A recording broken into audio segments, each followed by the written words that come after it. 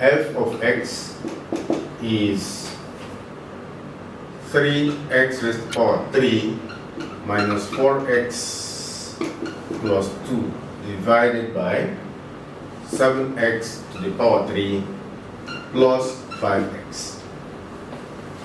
Okay. If we consider limits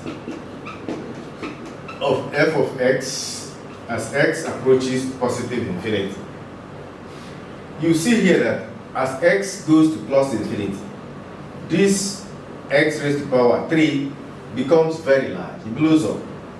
The same thing will happen here. You have something very large, and then you have 2. So at the end of the day, this quotient will be something like this. So look, so as x tends to plus infinity, what we have here is that this quotient 3x to the 3 minus 4x plus 2 divided by 7x to the 3 plus 5 will tend to infinity divided by infinity, which makes no sense. It's not a number. It doesn't have any value. However, a close look at what we have here will tell us that we can redefine this function by factorizing bringing out common factors, and then what is left, it will be such a way that as we take the limit as x tends to plus infinity, we get a fixed number. And therefore, what we're saying here is, this example is trying to tell us that the fact that x tends to plus infinity does not mean that the limit of your function must be plus infinity. No.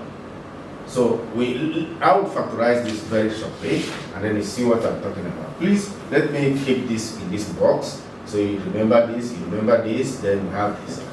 This we can write as 3x to the 3 divided by x to the 3. So I'm factorizing. In fact, I do this. This is x to the 3 into 3 minus 4 over x squared plus 2 over x to the 3 divided by, this again is x to the 3 into 7 plus 5 over x to the power 3. Now this will cancel out.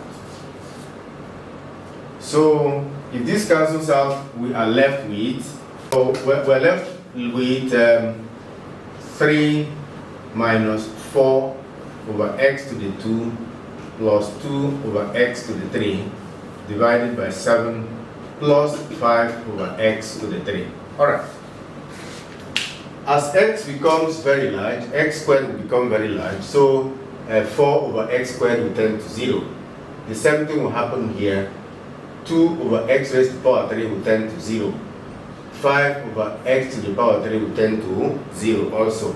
So at the end of the day, we will have that as x tends to plus infinity, then 3 minus 4 over x squared plus 2 over x to the 3 divided by 7 plus 5 over x to the 3 will tend to 3 over 7. Hence, the limit of f of x as x tends to plus infinity is precisely 3 over 7. So like I said before, this example shows that the limit of a function as x tends to plus infinity can be a fixed number, not necessarily plus infinity. So that's the lesson from this, and this is how you can compute limit of a function at infinity.